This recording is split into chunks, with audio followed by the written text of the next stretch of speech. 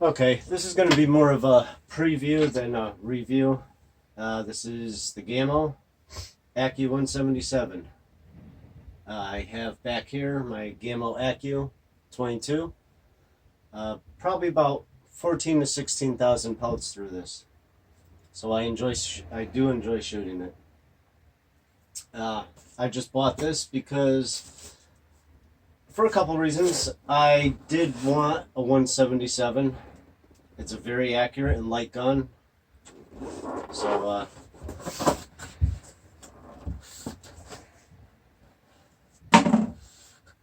we'll just unbox it here. The scope, I actually didn't mind the scope that came with it. And it was a shame when it finally died, but it did die.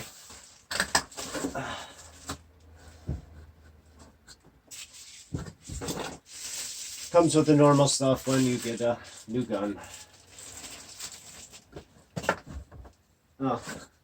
The only thing is, I think I did get a strap with my one Accu 22. No strap in here. I could be wrong. I could be thinking of a different Gamo.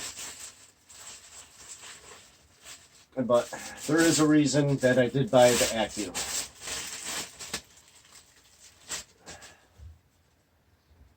It was on sale for, I think, 167, probably 170. Very light gun. You can take this anywhere. Open sights are beautiful on this thing. 11 millimeter rail. The only thing I don't care for is, with any of my guns, I hate the pinhole. I just always find I always bend it, and I've actually damaged. It started elongating this hole here, even though I had it clamped very well. But the other UTG mount I have on my other Accu seems to be working great, and I don't use the pinhole, so it no longer elongates that. Couple of the beautiful things about this, the SAT trigger. It's beautiful out of the box. Really just nice. I love the safety right here. It's a quick flip. One finger, no fiddling around up top, even though I don't mind other guns that are like that. I do like the foregrip. It does give you a nice hand placement. Balance. For me, this is beautiful. It's not too heavy in the front. I can live with it. I live with it all day. Like I said, True Glow sights, beautiful.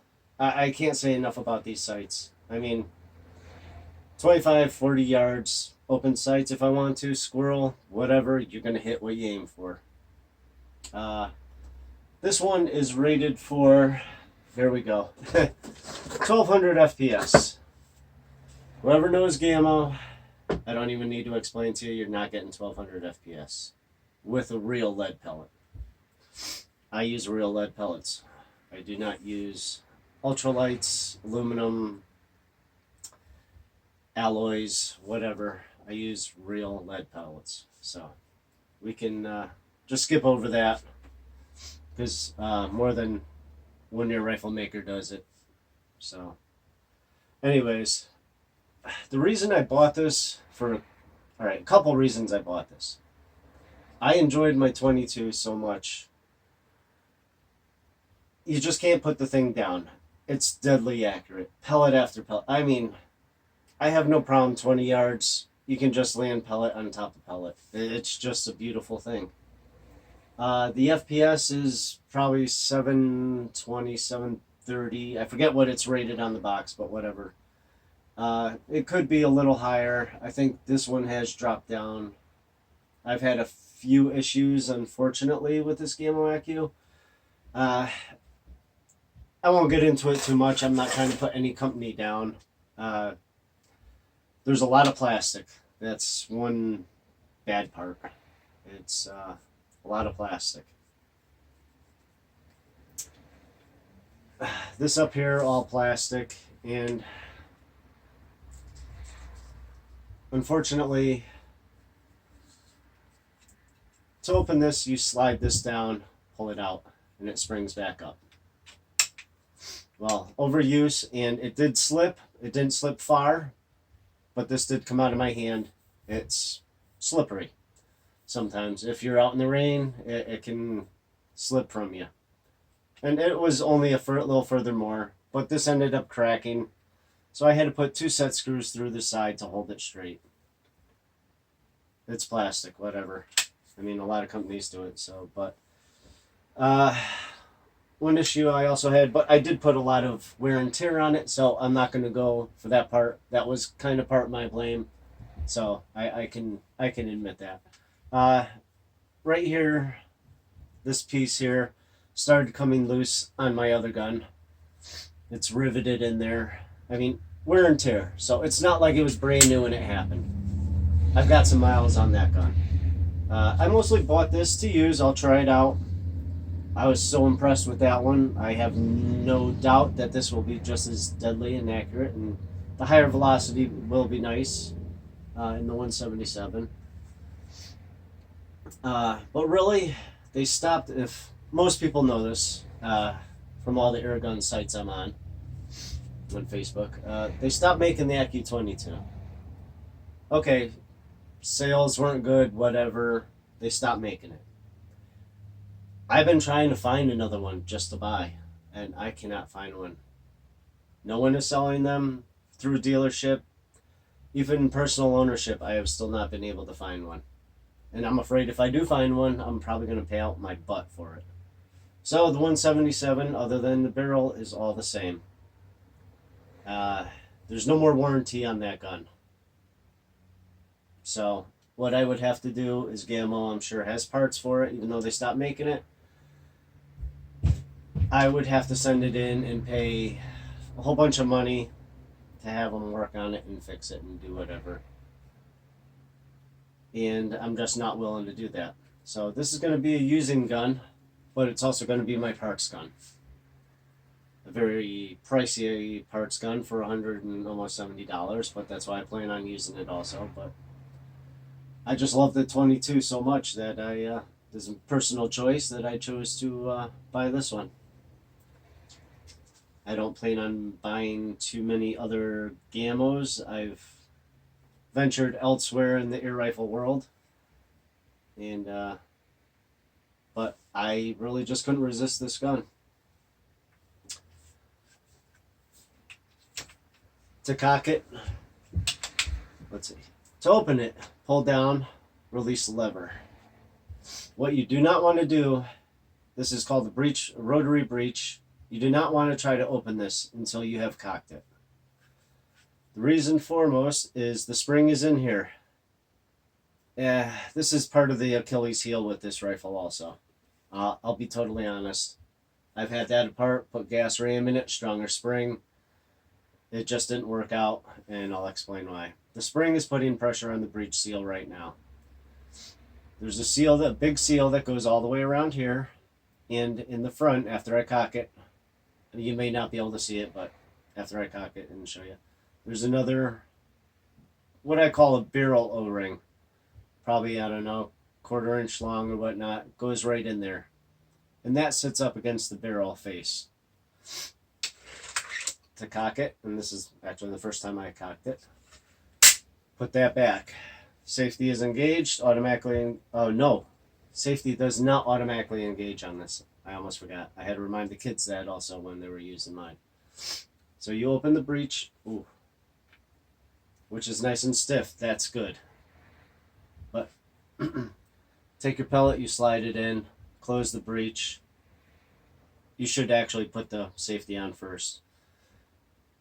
But right in front, there is a little O-ring.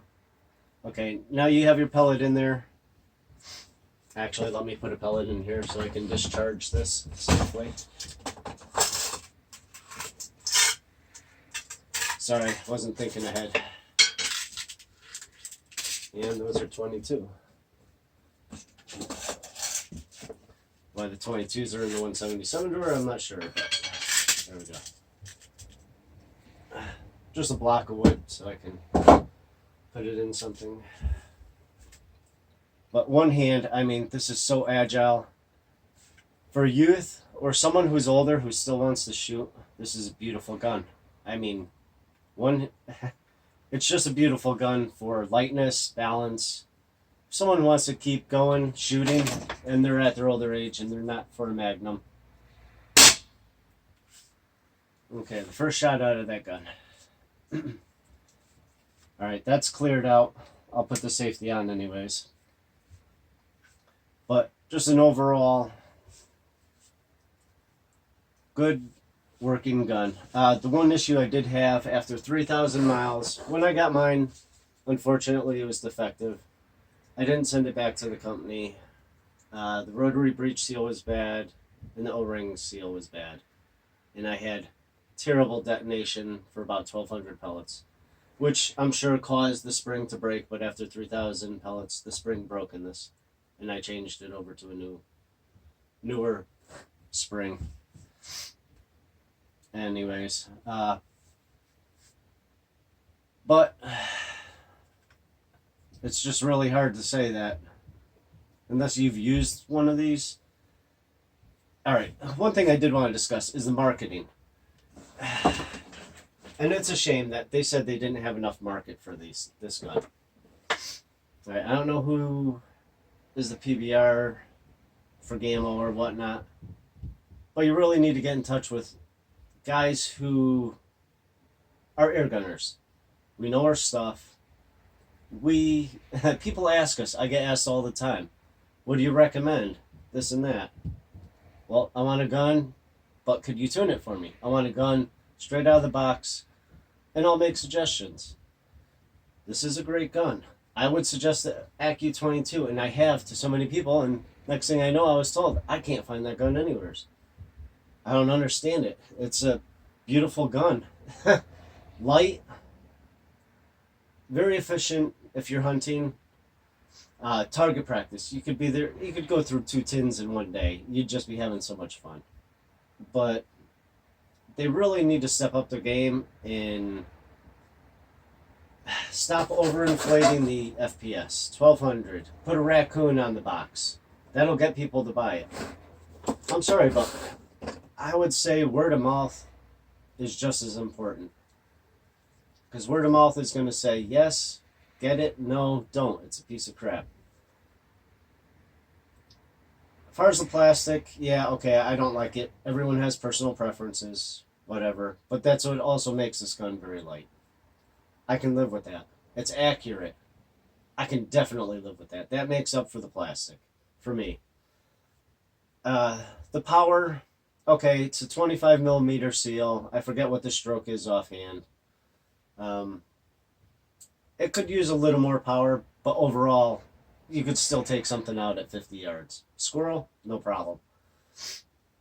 You know why you could take it out at 50 yards? Because you can shot placement. You can get them right in the head. You can get them right in the heart, lung. You're not going to be, oh my God, I hit him in the rear quarter. You're not. You're going to hit what you aim for with this gun. So, I just wish Gamo would step up their research. Join more air rifle clubs on Facebook, which I know a few that have, finally, which is great also. But a little late, and I hope this is actually grandfathered in from the CFR and CFX. Those were also great rifles. And next came the Accu. I'm hoping there's going to be a fourth. It doesn't have to be gas piston for me. I know gas pistons are getting popular now, and most of my rifles are. I do have Springers also, but I enjoy shooting a gas piston. But back to the Achilles Heel. This breech seal can only take so much. Back and forth, even though the spring pressure's off once you cock it, that pressure is getting put on a rubbing motion. And then when the spring and piston is released, it hits this breech seal and pushes that seal into the face of the barrel. That, over time, takes its toll, and that is the Achilles heel with this rifle. I've had mine apart more times than I can count, and that is one issue. You try getting a hold of Gamo, get parts. good luck to you. That's about all I can say for that. You can send a gun in and they will fix it. I know liability, insurance, whatnot, but there are other manufacturers that will sell you parts. And if you can't keep up with the times, then you're probably going to fade away. Because for me, this is not a throwaway gun. That is definitely not a throwaway gun. This is parts for my non-throwaway gun. As long as the barrel is good, this gun is going to last me till the test of time. So hopefully it does last me that long, and I can give it to my daughter when she's older, or I pass away, because she's going to have a hard time getting that from me. I do not favor Gamo, so this isn't anything to promote Gamo. This is my third Gamo I bought. The other Gamo I bought was a Big Cat Whisper. Great gun. Once again, the plastic, it had issues. I had to tear it apart and rework it to get it working again. But the kids loved it. Very accurate and quiet. So, but I just pretty much put that away, and the kids use my other rifles now. That's pretty much what I just wanted to explain about this rifle, and pretty much why I bought it. And I really wish it was another 22. But when the time comes, if I have to sacrifice this one for my 22, then I will do it. So, but I hope I enjoy this. In the meantime, I'm sure it's going to shoot straight. If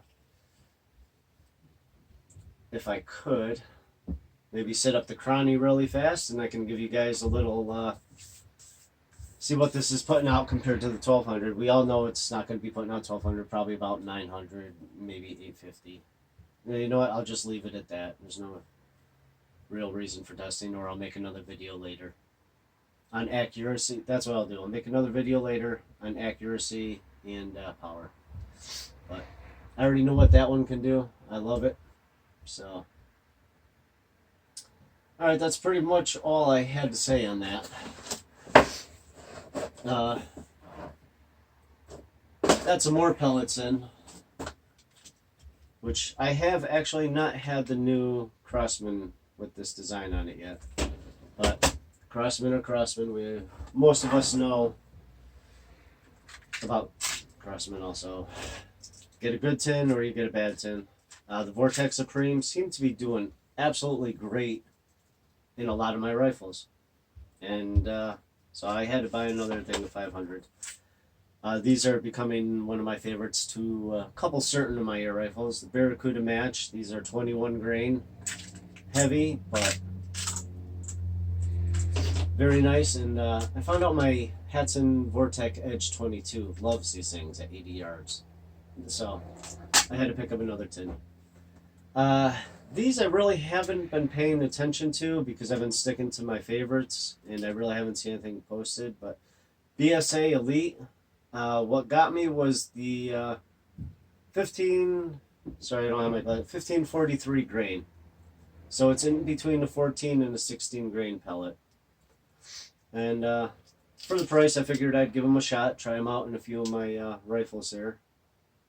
And hopefully they work out good. I like the oddball grain size. Some of my guns love the 14, some of them love the 16. So can't wait to see what these do. Actually, I'll try it out in my Accu first and see how those go. But I just wanted to give you an overview on the Gamo Accu 177 and the 22 also, since I kind of involved it in here. But there's more good things to say about this rifle than bad, and I'm just not a really big Gamo fan anymore. I've moved on to other rifles, but this one I had to have. So make your own call. Just if you really want to know anything about the Gamo Accu, and if you can get an Accu 22, well, either pick it up or let me know, because if I don't pick it up, I know about 20 other people that would. Sorry, I'm a little sick, getting over being sick. But I'm actually kind of excited about this because it was working great, and I really didn't have an issue with the scope.